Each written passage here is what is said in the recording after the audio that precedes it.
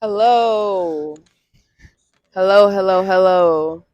So what's up? It's your boy Shamie Cole, and this is an episode of It's a Cold World. You know what I mean? And Abigail Cole, thank you. That's who I'm joined by today, and we're just filling this out, talking.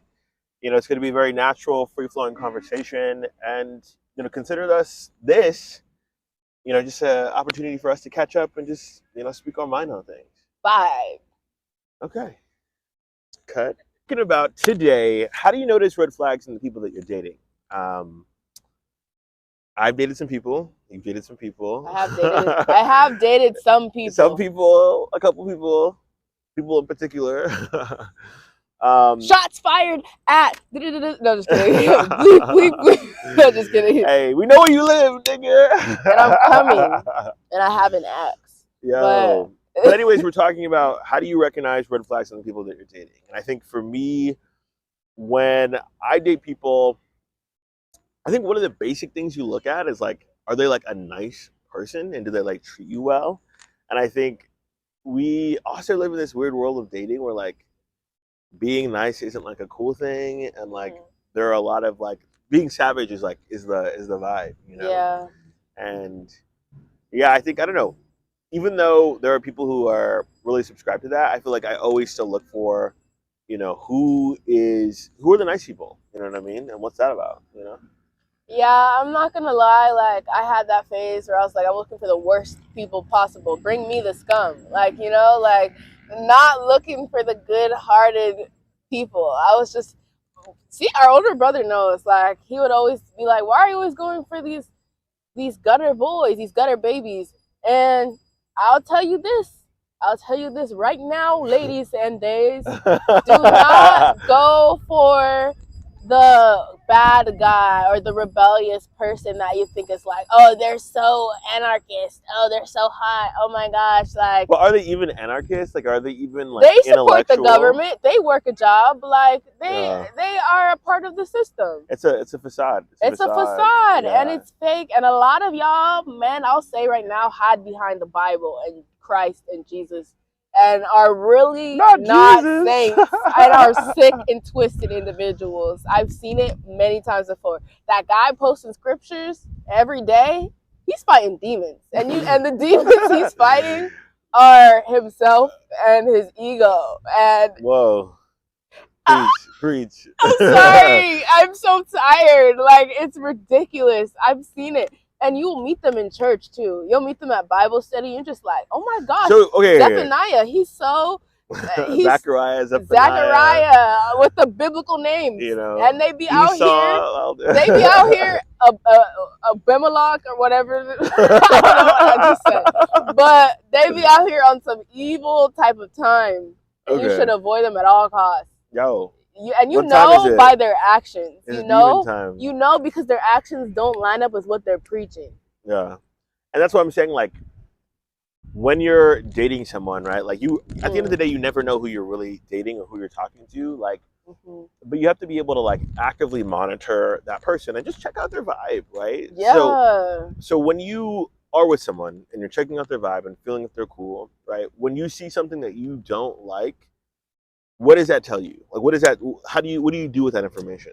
So someone like me, a red flag does go off a lot of times, but then I'm like, I'll ignore it. I'll ignore it. And that's my problem. Do not ignore it. Like, it will come up again, and it will be the downfall of everything. Like, that one thing, oh, he seems really cheap. Like, he seems like he does not want to spend no money on me.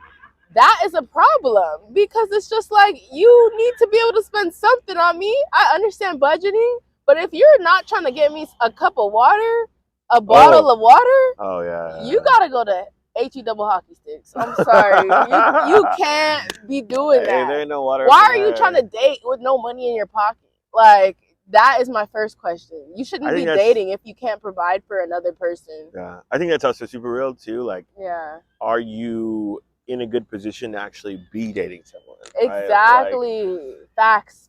He's spitting right now. Hey, they call me Drizzy sometimes. He's spitting. But do right and kill everything. No, like, I'm gonna be honest. Like, a lot of the dating pool is pissed. Like, I'm sorry, like it's pissing. I think because it's because like these people are in the dating pool for a reason, and that doesn't include me. Okay, like I'm in the dating pool, yes, but but you're not a part of the problem. I'm not part of these problems. You know, I'm reaching the problems. I'm seeing the problems.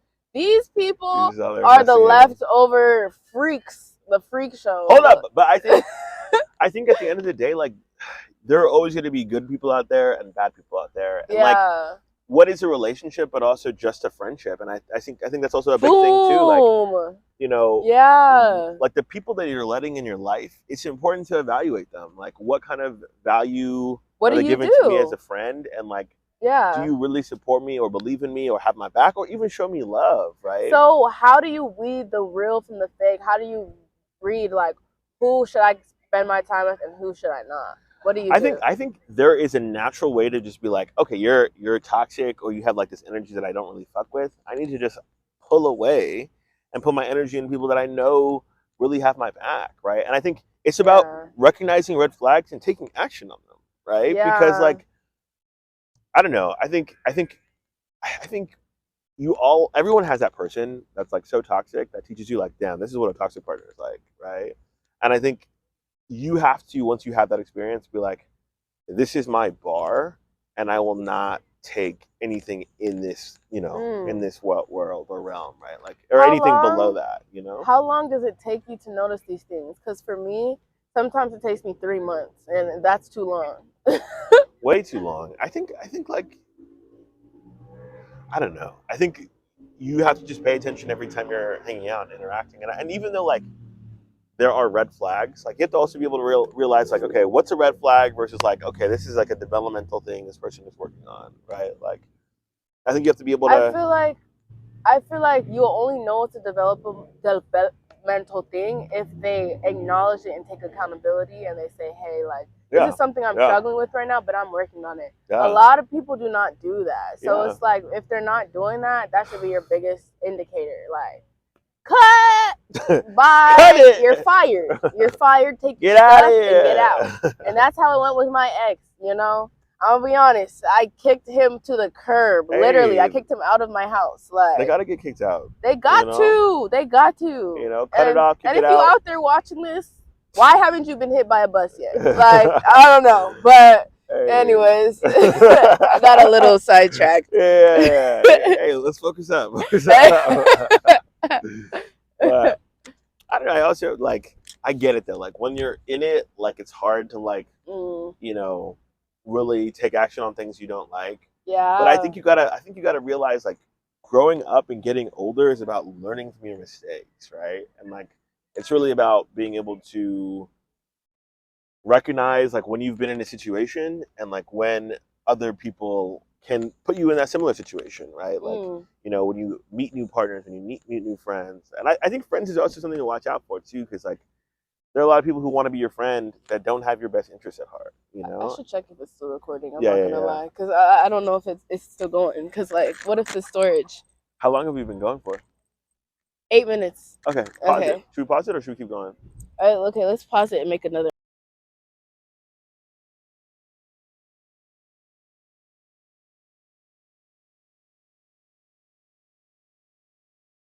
Check 1, 2.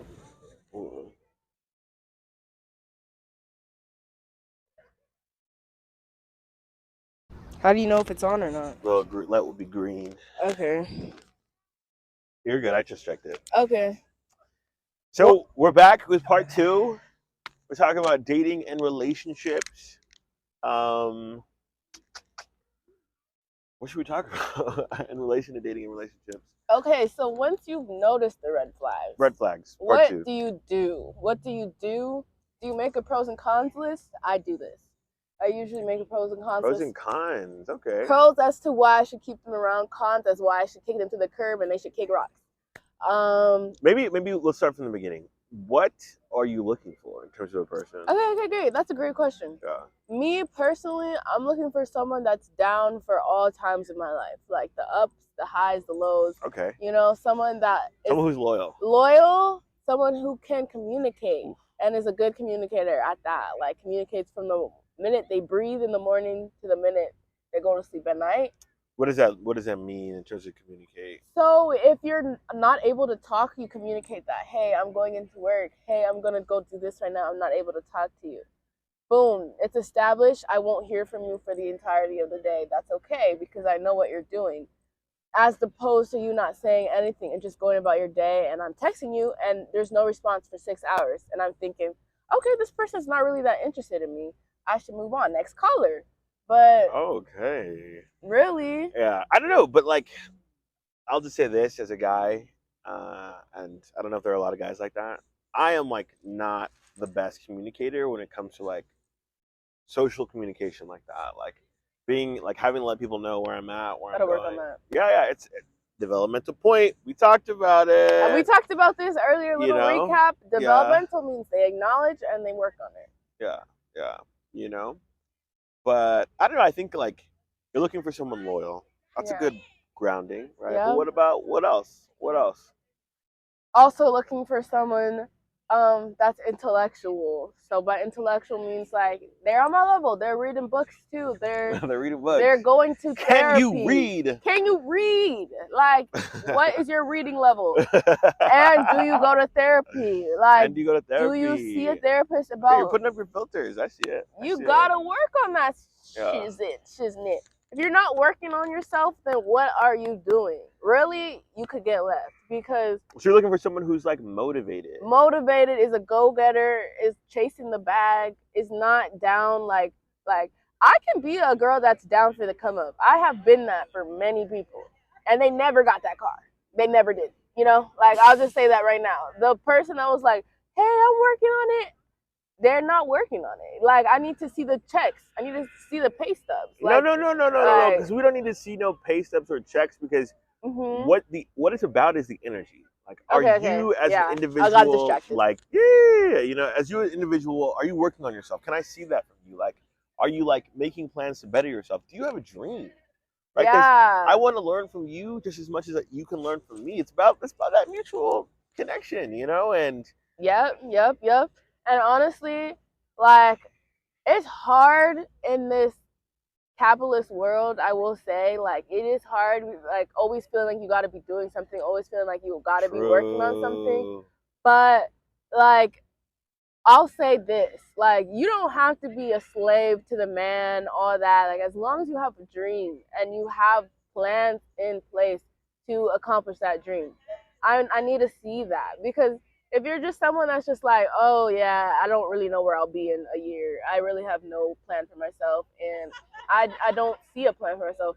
That's depressing. You know, like to me, that's depressing because I need someone that's gonna lift me up. I'm already someone that's kind of a low person that deals with a lot of depression.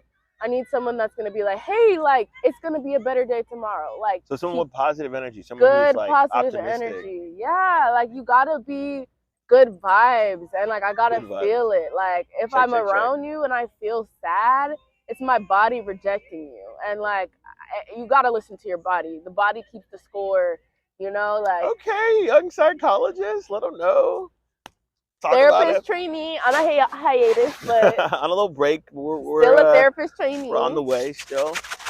Yeah, but, I think you're right. I think like the things that you're qualifying for a partner are so core and essential. But I also do feel like when you're out here in the modern dating world, like you always have like this list, and then you meet someone, and you're like, oh my god, you're like none of the things I want. But I like still you. Like yeah, you. But you're pretty fucking dope. And that is dumb. Okay, I'm gonna say it right now. I think that's dumb to a certain extent. Yeah. But I also feel like it goes back to, you know, maybe someone doesn't have it all figured out. Maybe they're not the most optimistic. Maybe there are things that like you gotta. No. What are our negotiables and what are our non-negotiables? That's so true, though. And like, I think you gotta be able to give people a chance, but also just like evaluate who they are and how they represent themselves, right? Like people show you exactly who they are when you meet them, and I think it just takes. I think you just have to be willing to like be like, okay, like you're someone who I'm interested in seeing more of based off of the things you've hit that I really need. And that's a good point because as they say, when someone shows you who they are the first time, believe them. Like you need to believe them for who they are and take them for who they are, or don't take them at all. Like from what you've seen, it's like go back to the drawing board after the link. Just be like, I like this about this person. I want to see them again. I felt uplifted after seeing them. Or I did not feel good after this. Something felt off and I should trust my gut. I'm not going to see this person again. And I'm not going to waver on that. If they text me, I'm not responding or I'm going to choose to block them because you realize like you're not what I'm looking for and I don't want to waste your time. I don't want you to waste my time. Let's move forward in our lives, you know?